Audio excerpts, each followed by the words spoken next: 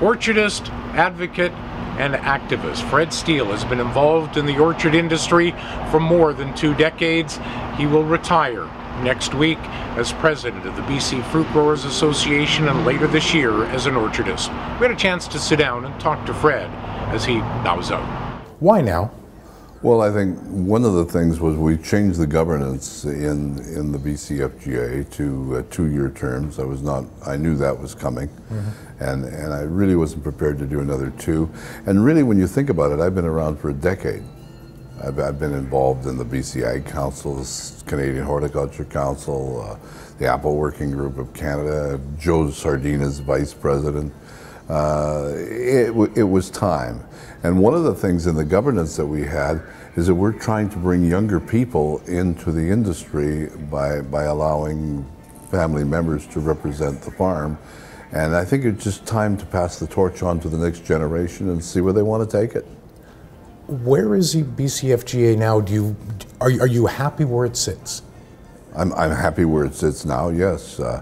It was a bit rocky when we took over, but the thing is we've been able to build a consensus within the industry together, and that's really what you need.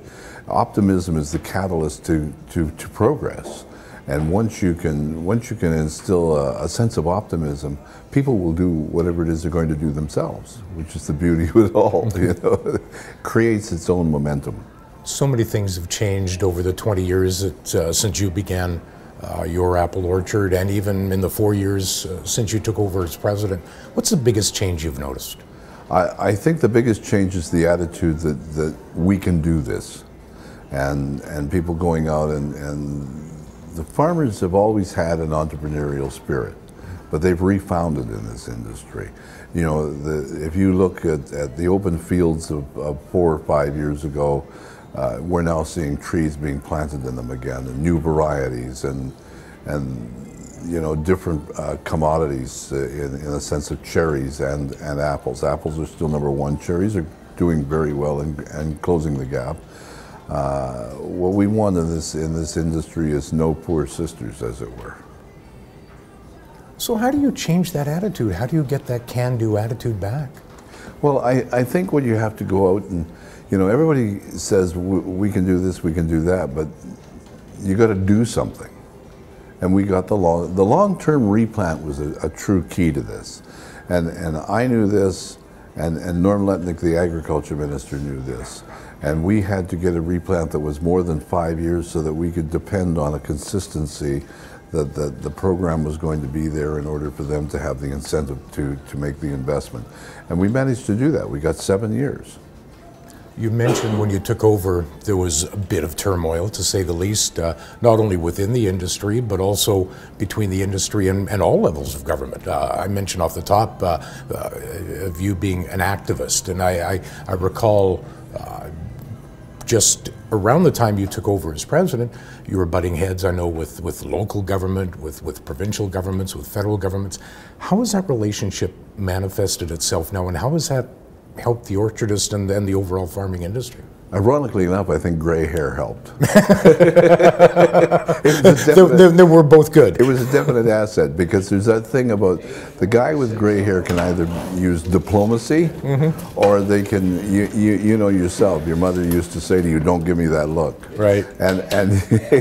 And the beauty of it all is that you're able to develop a level of diplomacy. And if you can develop a level of diplomacy and make it work in one place, you can make it work somewhere else and bring people together. You touched on the cherry industry. I know you're an apple orchardist and an apple guy at heart. The cherry industry is really booming. We saw at City Council just recently the Gein family and what they're doing on their properties and needing more workers. I mean, they're employing 1,000 people for all of their properties. Talk about the boom of the cherry industry and why now, why it's booming so much. Well, because the foreign markets are opening up, and they're getting into trade deals that allow for expansion. For example, China. There is such demand for BC cherries at the right size that the Chinese market is is a market that is almost never ending, and there's several other countries lining up to access product as well.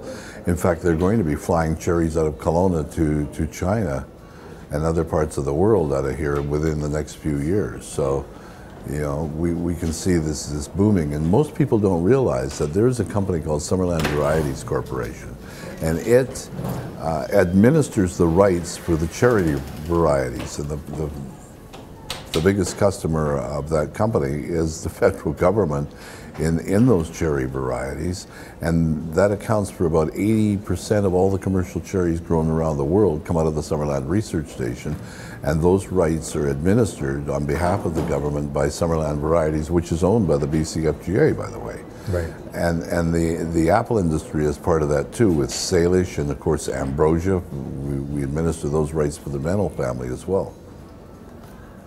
The 129th convention of the BCFGA is next weekend.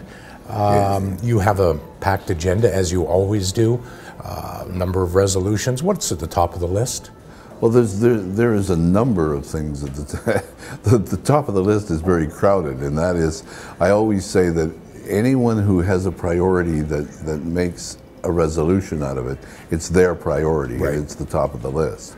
But I think there's the way we administer ourselves, the business risk management programs. The one that I get all the time and has made the news in the last couple of days is the deer wildlife management branch. And one of the problems that we have here is these aren't wild animals anymore, they're urban deer. Mm-hmm. The coyotes are now resident coyotes, and one of the things that we've heard from time to time is that we have the big cats like cougars being sighted here, there, and everywhere on the perimeter of the urban interface, and it troubles me because it could lead to somebody getting hurt. And if you neglect something, whether it's fencing or any other programs, for a 20-year period, sooner or later you have to face the reality that you have a much bigger problem than what you started out with. And that's where we are now. So, but you have to do that in a humane way. Like, I don't advocate either for Elmer Fudd with his shotgun out wielding it around the neighborhood. That's not what we're talking about here. We're talking about, you know, bow hunters and things like that in a constructive capacity under certain regulations, and have it as humane as possible. Have you spoken with the Minister of Agriculture provincially about this problem? No, but a television network did, and I saw the clip last night, and she said it's not something that politicians want to talk about, but they would entertain the idea under the right conditions. So that is a hopeful sign. Have you talked to municipalities? I know Kelowna's talked about the problem here. Penticton has had the problem for a while. They had a pilot project, yes. Actually. There was some areas in the province where they've taken deer as much as 50 kilometers away, and they came back to feed in the various orchard. It was like giving them a break, a holiday almost, because they came back to the same orchard again. And I think that really what you need to do is have some management in that area to reduce the numbers, because it's also not good for the deer when you get those big populations. They start to suffer food-wise too. Yeah. And then talk about whether you're going to do a fencing program or what you are going to do in order to make sure this doesn't happen as a habit. You know, once it's an incident, twice is a coincidence, 3 times is a habit. Mm-hmm. And we've got to be able to administer that over the longer period of time, what we're going to do, and back it up with, say, fencing initiatives. What's next for Fred Steele? I don't know. I'm waiting to find out. I plan to do some writing. Mm-hmm. My father once told me you can rest when you're dead, so that's not an option. Fred Steele, the agriculture industry and the orchard industry is going to be a poor industry with you not in it. We'd like to thank you for your service, your time, both as an orchardist and also as an advocate. It's been a pleasure. And I would like to say that I think this industry is going to do just fine. We got a lot of young people coming up through the ranks that are going to do an incredible job and take it to places that we never dreamed of. The orchard industry across the Okanagan and the country are in good hands, thanks in no small part to the work of Fred Steele. Wayne Moore, Castanet News.